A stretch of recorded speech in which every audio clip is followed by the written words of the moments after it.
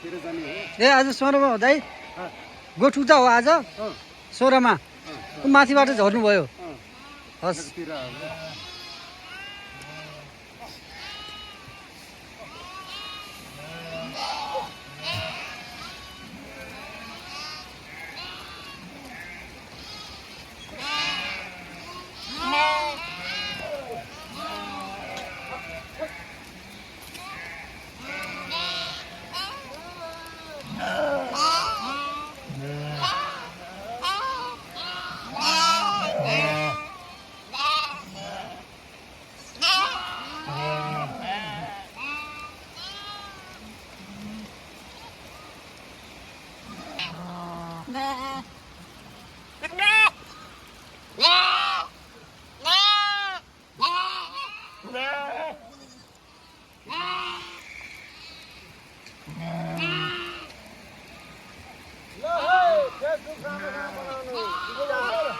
हजुर दाइ